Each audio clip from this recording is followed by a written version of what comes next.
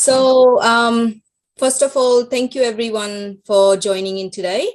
We are Mindflight7, and we are just going to take you through VR in careers and specifically in trades industry today. So just as a disclosure, we have been recording this session, and so anyone who has missed out, we will be sending a copy of this at the end of the webinar. Topic today is how using VR can help students find their best fit in trades career. And trades is a focus today. However, with Mindflight7, we have been serving a lot of schools in different areas too. So I'm joined today by Kelly and Liam. And here is our team. Liam, yep. So a little bit about Mindflight7 before we get started. So we have over 25 schools across Australia who have decided to build the VR capability in-house. We develop and deliver education and career-focused programs into the school, which we call incursions, where we actually go to the school, set the school and the classrooms up for 2 or 3 classrooms at a time, run different flights focused on careers, STEAM, trades, and some of the subject immersion programs as well. Currently, we work with over 200 schools on incursion program, and we have helped over 25 schools to set up their own capability. We are a diverse team, bringing multiple skill sets, whether it is career advisory or whether it is more sort of trades industry. We have got some crew members who have worked in trades.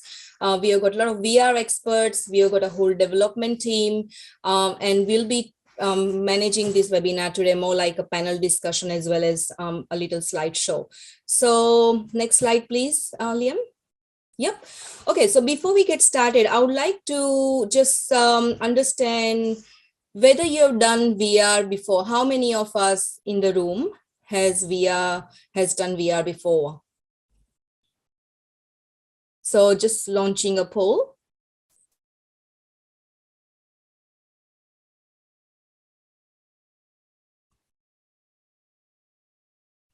Even like VR, like, you know, linear videos and 360 VR and not the immersive VR.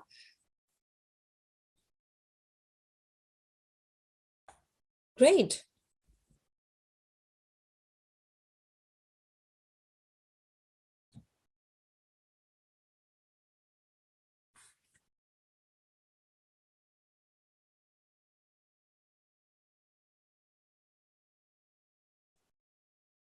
Yep, we're waiting for probably 1 or 2 more participants to respond.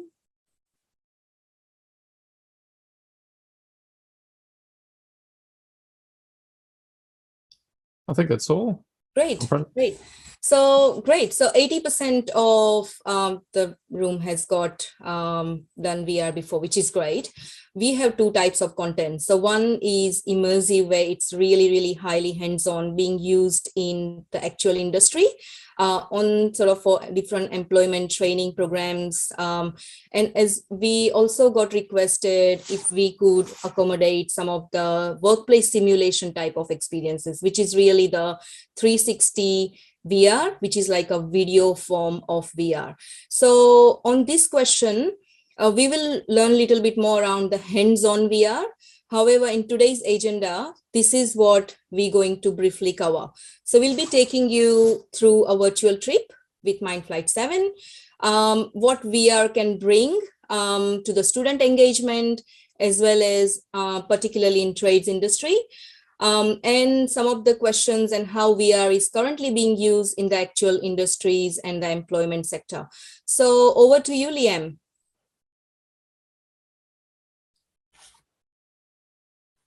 So we have got Kelly and Liam in the call today. So Kelly is a career coach, has worked with thousands of students before.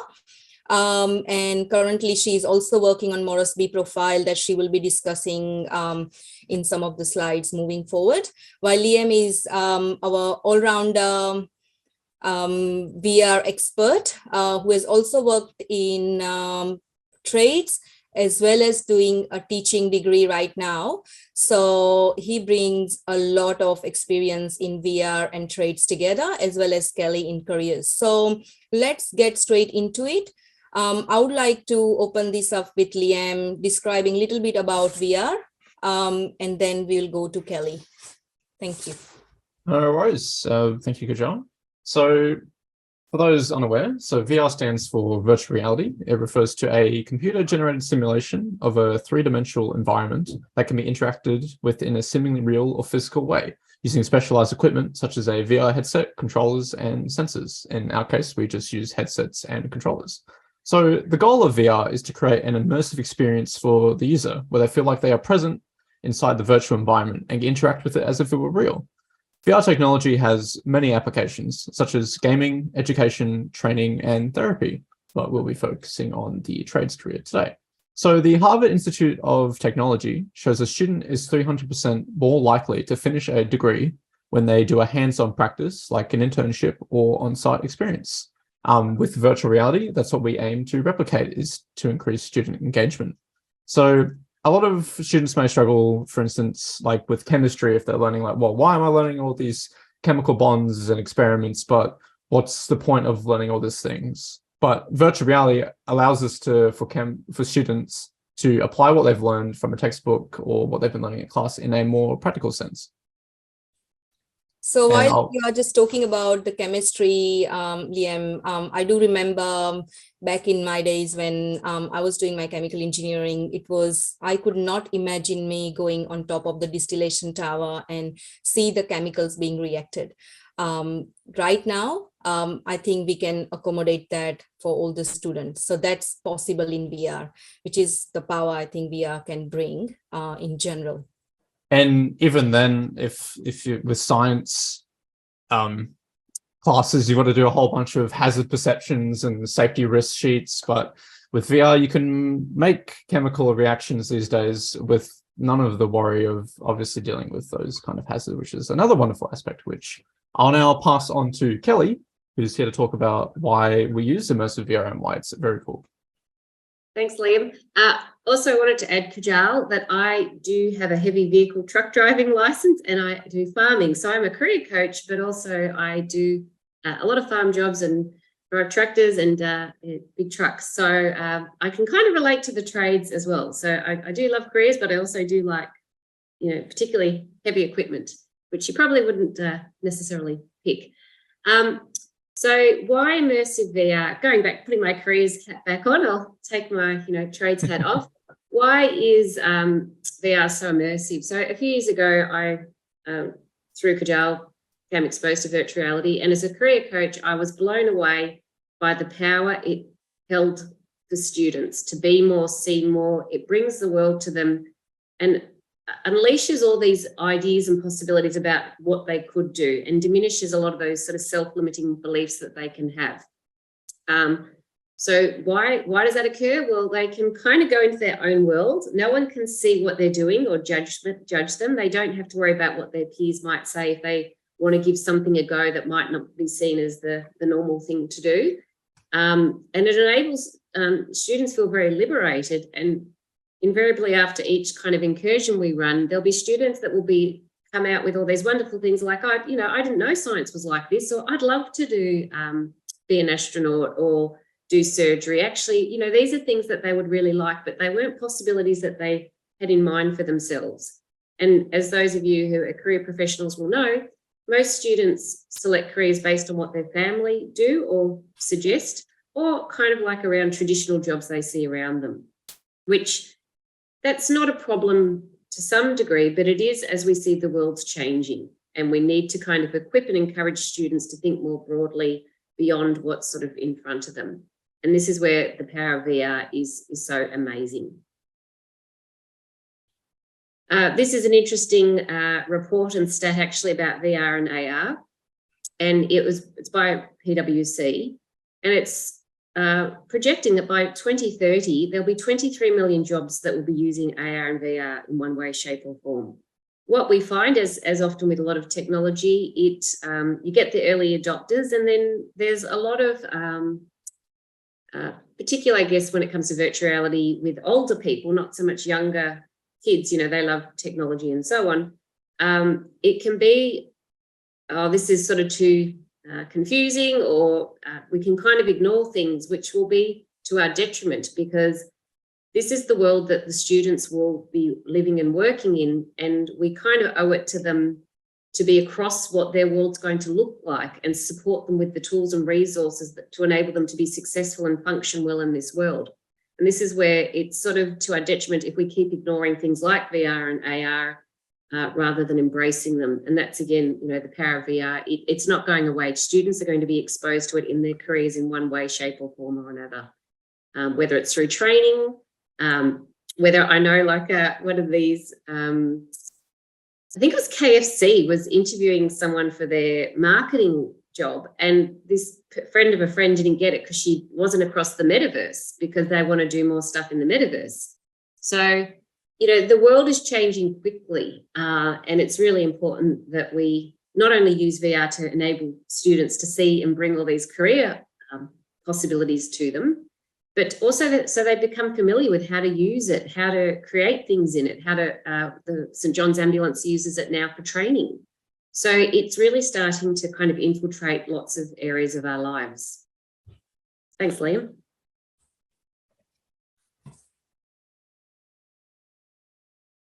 So there's lots of sectors, as I mentioned, that are starting to use it. It's used a lot in healthcare, and it's been used very successfully even around chronic pain management. So when you're in VR, you're present in the world that you're in, and you can be absent from the real world.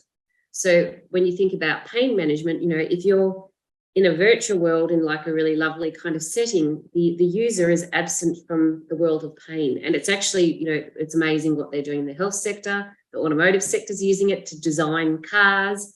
Defense uses it. Architects use it in conjunction with builders now, and that's a growing area, which Liam will talk a little bit about going forward. So trades will increasingly be relying on technology, which, again, we can't sort of escape it, and it's used there to facilitate and make things easier, not as a negative. Learning and development, onboarding staff. The defence has been using it for many years. It's been used for wellbeing and education. So there are lots of sectors that are embracing virtual reality, and it is a growing area. No worries. Thank you, Kelly. Before we get started on our own career apps, I'm going to show you a quick video of one of our trailers that we have for Mindflight7, which I will show you now.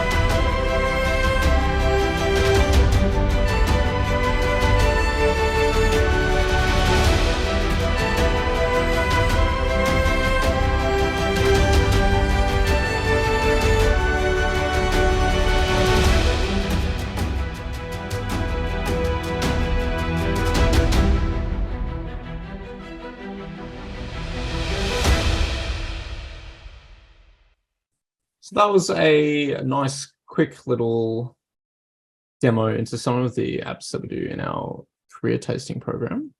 So we do actually have over 200 educational VR apps in our library. So they cover all sectors of education and more, such as different aspects of sciences like physics, chemistry, we've got geography, history, we've got arts, design, and a whole bunch more stuff. So I'm not going to read every single one of our trades experiences. So these are the ones that we are currently offering. So we're constantly updating our list and always looking to improve what we have to provide the most engaging experiences possible. So we're currently working together with companies to ease the user experiences on some of the trade apps, and we're always adding more, and we're always like talking to the schools that we work with for recommendations and for what they would like, especially with the trade-oriented ones. So I'm going to do a quick dive into a close-up for one example, which is welding. So welding is a very hazardous job. It can be a very hazardous job, and underwater welding even more so. This is why we're seeing more and more welders using virtual reality to train, where they're able to simultaneously perfect their craft while staying out of danger. Underwater welding in particular has a lot of hazards. For example, you have the problem of explosions from oxygen and hydrogen. You've got decompression sickness from high pressures, and you've even got electric shocks from their own equipment that they're using. So virtual reality offers workers a safe place to get used to the environment before they go there, without worrying about the safety hazards. So in this case, for students, we offer experiences that will ignite their interest and potential applications for the work. So our overall goal is to obviously not make students certified welders, but to see what kind of job that may look like. They may not particularly enjoy a trade, but may be interested in certain aspects of the trade. So another thing is kids may also think they may not enjoy a certain skill or trade like welding, because that they may have seen a picture or a video and it's like, oh, that doesn't really sound too interesting. But VR provides a wonderful opportunity for kids to get a no barrier entry, to get a good insight of what it may involve. Because once you're actually doing a simulation where can replicate it a little bit, they're like, oh, this is actually a lot more interesting than what I thought it would be.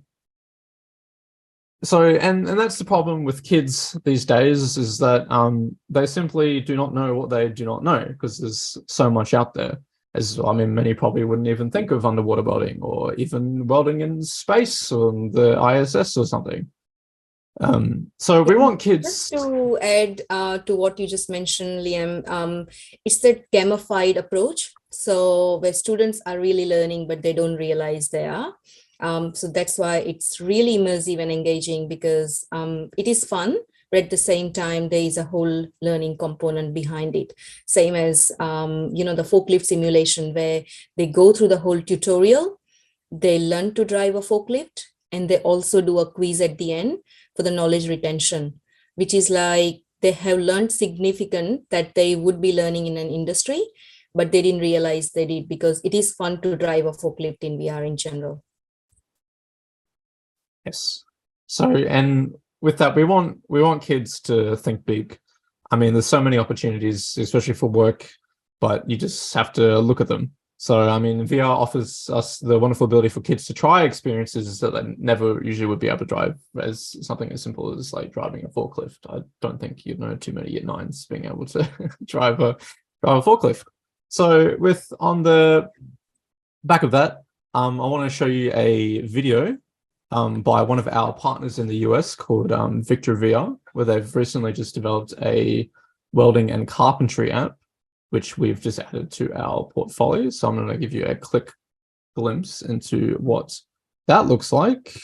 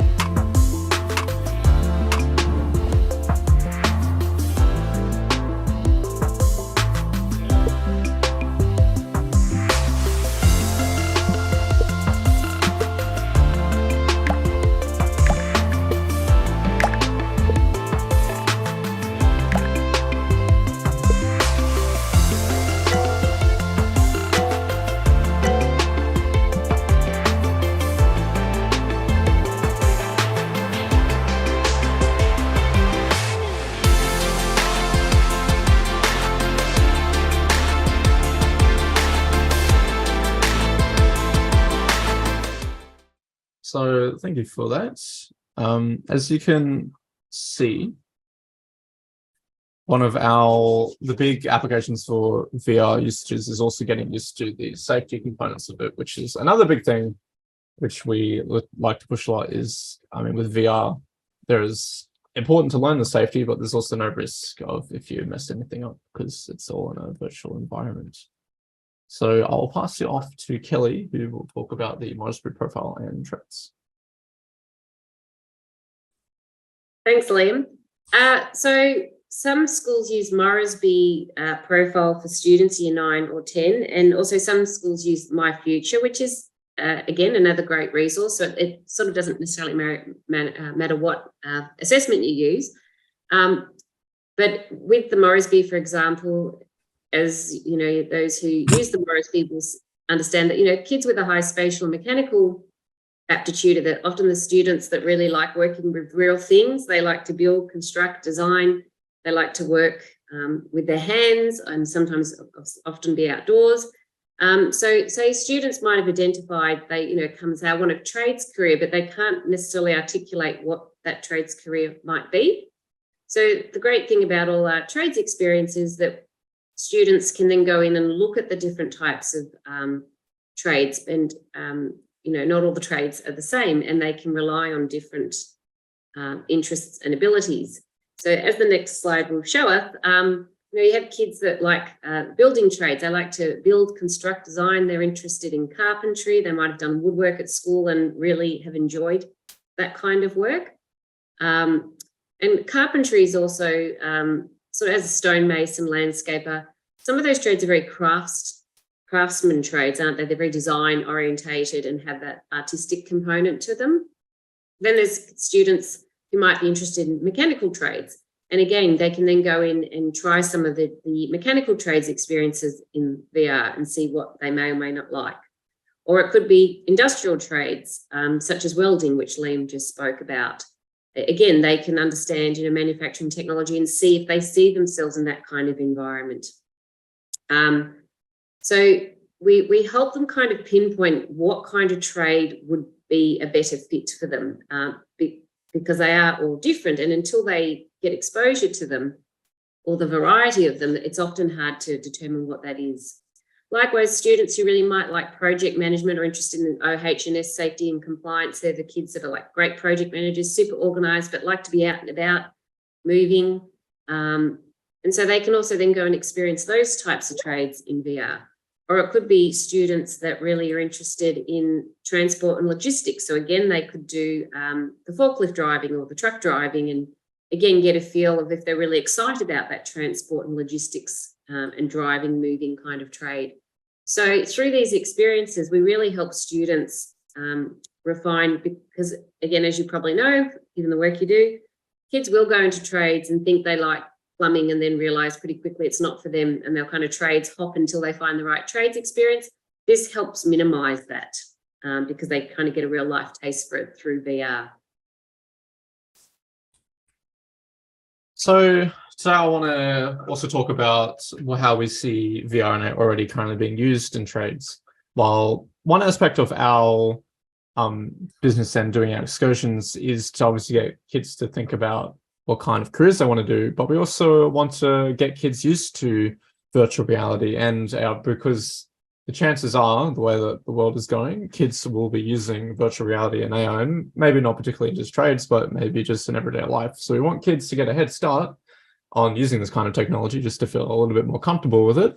So despite the perception that the construction sector is sluggish to accept new technologies, we're already seeing VR, virtual reality and augmented reality, which is AR, are becoming a more integral element of the construction management team. So we're seeing VR and AR being used at every stage of building, not just from the planning and engineering side, but also to on-site assembly. So what we see the most common use of AR at the moment is the creation of a digital twin or a copy of the work site. So when workers can see what a finished work site while being actually at the work site while it's under construction. So they're able to see like, oh, this is what it's going to look like when it's done, or like this is where these walls need to go, this is where the wiring needs to go, and so on and so forth. As mentioned before, safety is also another big aspect of using VR and AR. So, for instance, you can use those virtual diagrams to familiarize staff with the work environments or certain procedures to help avoid injuries, and they can provide fresh viewpoints on potential safety issues because you can view a construction site from all angles and all locations. And with that discussion, I was talking to my brother the other day, who's an electrician, and we were discussing the applications of this technology and for stuff that he would want to see. So he was saying he would love to see, before going to a job site, see the structures of the house, what the interior walls are like, what the walls are made out of, seeing the roof spaces and where the cabling would go. Because he said, especially as a beginner electrician, that's not really something they really teach you about because there's so many different kinds of houses that if he could able to inspect a site before actually going there, he knows what he would be prepared for and what tools he may need to bring. So, and that's not just useful for electricians, it can be used for all tradesmen of a work site. For instance, a plumber can see where the cabling's going to go, they can see inside the walls, they can have a more course for a more efficient construction program. So we want kids to think about obviously what they want to do, but also prepare them for the future of where we're going in the construction sector and trades and just work in general. As I see it, VR and AR is the natural development of the computing world. So if Microsoft and Macintosh invented defined the computing area with the development of the operating system, which made computers a lot more accessible. I know if you'll remember, you used to have to punch codes into computers to make it do anything. So with the invention of the keyboard and mouse, that made using computers more accessible for everyone. So VR and AR is the next step in making these computer programs more accessible. So especially when we think about where the world is going with AI and particular advancement in those fields, VR and AR is really the next step in innovation. So, and even another aspect of that could be we can have skilled tradesmen from all over the world doing particular constructions. You can have an expert electrician give advice to another apprentice across the world. We can have even not from trades, from the healthcare sector. In an ideal world, we can have a doctor doing precise brain surgery using wireless technology, using a VR headset to perform operations onto a patient that may be across the world. So it makes the process cheaper, more efficient, and we want kids to be ready for that because it's an exciting world, what we're in. So we want to be part of that journey, and we hope you join us on that. And just to add what you just mentioned, Liam, some of our contents, they actually come directly from the industry. So our partnership with some companies, they actually provide these training modules in the industry. For example, the hazard identification, or say a fall safety training program, where you literally practice falling from the 84th floor, and you just come alive, go back again, learn your safety training by doing it, not just by PowerPoint slides. So it is quite powerful, and we kind of really sort of privileged that we are able to bring these authentic experiences straight from the industry to the students that usually they will not have exposure to for many years until they get the proper certification. Sometimes it's also too late because they are in the decision-making phase when they are in high school. So this just gives them a little flavor on what to take as part of their subject or career pathway by going through a little flavor beforehand when they are in that decision-making phase.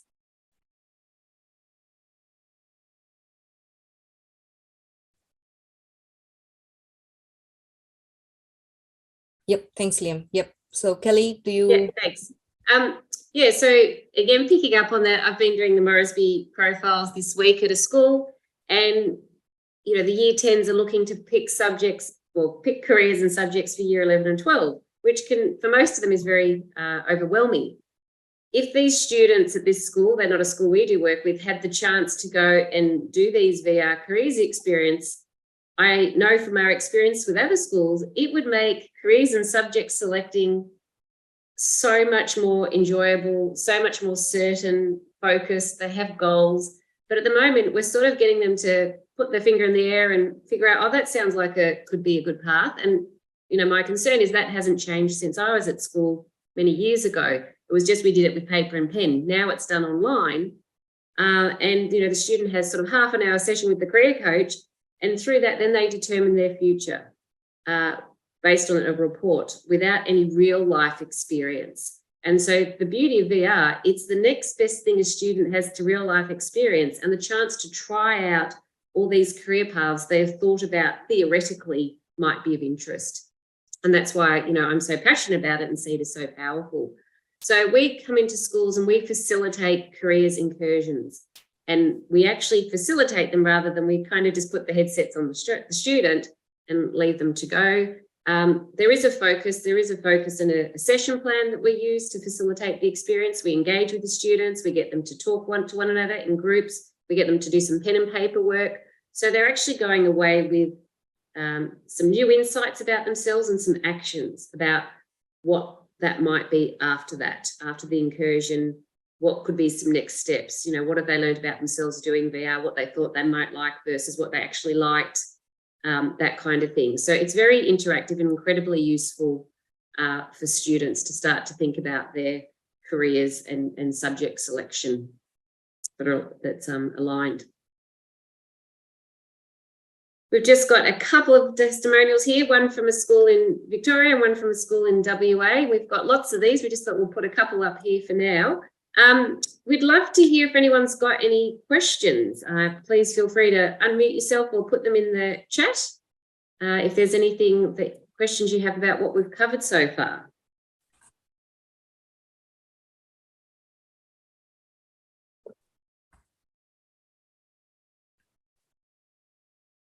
Okay, if you think of anything, just feel free to unmute yourself or put your question in the chat. We're happy to do that. Has anyone done or had a Mindflight7 incursion? Time allowed for incursion and cost. Great question, Janet. So the incursions are 60 or 90 minutes, and they are 25. I'm not the finance So sales. the 60 minutes one is $20 per student, and the 90 minutes is $25 per student. If you are in WA, there is a link that we can provide you afterwards where there is a government support for funding as well. And Liam can actually share that link afterwards, and we usually help the school filling out those questions and the form as well. Oh yeah, sure. No, so we'll get in touch. We'll send you a slide. I think there's a slide too. So we're a part of the WA Career Taster program, which has been run for Year 9 students. So we've got I think one of the slides has some information about it. Well, feel free to open the page. Yeah, here you go. Great work, Liam. So basically you just fill out an application via the WA Career Taster program, and then you contact us, and you can see if you're eligible for the grant. It's, as I said, it's for Year 9 students. And then, yeah, we have a team in WA, of which Liam's one of our team members, who does an amazing job, him and the team coming out and delivering the incursions to the students. Yeah, and just to Janet's question that if we have done any career expos, yes, we have actually done a lot of career expos. Just last week, we were with Illawarra Careers Expo in New South Wales. And at the same time, we had the Trades Feet Expo by DEET. Both of them were by Department of Education, one in Victoria, one in New South Wales, pretty much one overlapping day. And I would also like to share a little bit of my own sort of observations, which is something that I thought I was initially against it, but then I learned sort of by observing. So the one we did in DEET Victoria, that was restricted to just girls and non-binary students. So the focus was more sort of inspiring girls and non-binary students taking more sort of trades as career pathways. While the one we did in New South Wales, that had pretty much was open to everybody in the sort of in the school. So what I noticed while being in both the expos, that in New South Wales, often we had like a large queue of girls lining up for those experiences, but a big crowd of boys will come in, a big sort of group, and that will that demotivated sometimes or made the girls feel nervous, and they were turned away, or they just decided to walk out. While so the ratio in New South Wales that we did about 80-20, so we had 80% boys, 20% girls, while the one, of course, we did in Victoria, 100% girls, every time busy, they got through the whole experiences. So what I observed was, it's also that element of being in your own space and doing that experience with confidence, without any nervousness, was so important. So that was something we just learned literally last week, that it was so powerful to have some girls doing forklift simulation and then talking about it and sort of asking right questions afterwards and reaching out to their career practitioners. So these are the things that VR can really bring, because it's their own space, and there are some interactive exercises as well where actually students connect within VR through a specific app and work in collaborative projects. So the application of VR is just really, sky is the limit. We just have to make it happen.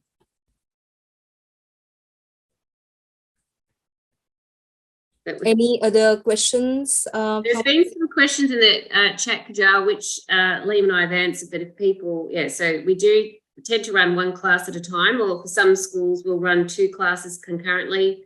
Some days we've gone through 300 students at one school. We've had a big team out there and run sessions like we did a couple of weeks ago at Loreto. So we can kind of manage it differently based on the needs of the school. As Liam said, we just need a space inside and some chairs, and we bring everything else to the incursion.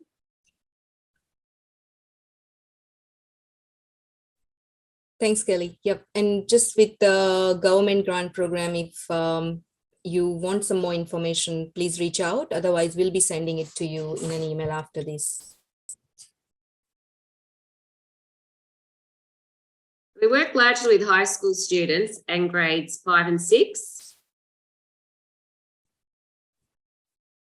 I'd say it's a subjective question. I know with the grants program, it's for year 9, 10 students. And I think year 9 and 10 students are good because they're in that stage of what am I going to do? So there is a lot of aspects of where we're quite useful, but we also do work with year 11 and 12 students, especially for design purposes. I know we've done a few jobs where we've like working with Adobe Professional Studio for year 11s and 12s. We've also done work talking about like game design for year 11 and 12s, like using Unity and Blender and having that to inspect it in VR. So we do accommodate for all age groups, and we kind of focus our excursions depending on what kind of age group that we're targeting for. I wouldn't say there's a best age group, but they're all different. Sorry, Liam, for the careers, we tend to focus on 9 and 10 because, as you said, that's when they're thinking about careers and subjects. We also run incursions that are science-based, digital entrepreneurship, other ones, as you've mentioned. So, but for careers, probably the sweet spot is year 9 and 8 for the careers programs in particular. But the sciences, and they're for all year groups. And also the content creation. So content consumption is, of course, the programs that we run, but we also run programs on the actual content creation. So students, and that goes for the whole term. And that's a different course that has students have taken different electives like visual communication, and that goes for like 4 or 5 weeks of teaching time and self-study. So we can send you more information on that as well. They use Unity or it's 360 VR building. It's a lot of fun. And yeah, as we mentioned before, for our lovely WA folks, WA government is doing our grants program to get funding if you would like to do excursions over there, because WA government's pretty cool. So we'll put that in the email, how to do that in the follow-up email for people. We'll have some information about sort of bookings and pricing and grants for WA in particular. I think there might be a slide with some information. Is there, Liam, with I believe so. Yeah. So for our contacts, and then that's our Yeah, just quiz. the WA, yeah. So it's just, I'll put it in the chat as well if Yeah, people want to click on it. Yeah, so you're right. So we actually do run different. We run a career taster general program for students, or a careers and trades program. And sometimes we also run careers, trades and business, because some students, a lot of the trades-based students also are thinking about their own business potentially.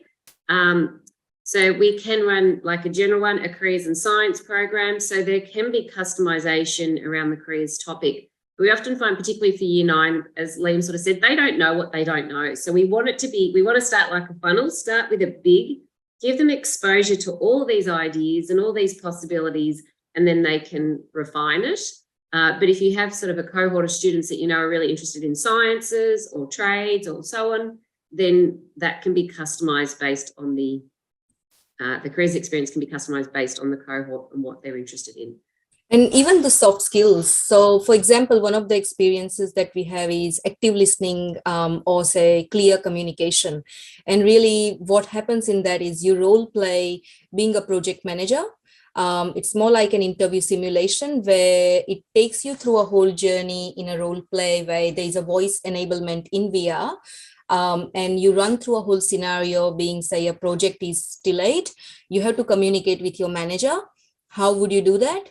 How would you be more effective when the media is also invited and you are now running 2 days behind on your delivery? So those kind of little scenarios, they sort of run through, and that's more like for their soft skill development, which is part of their broader career aspect as well. Great.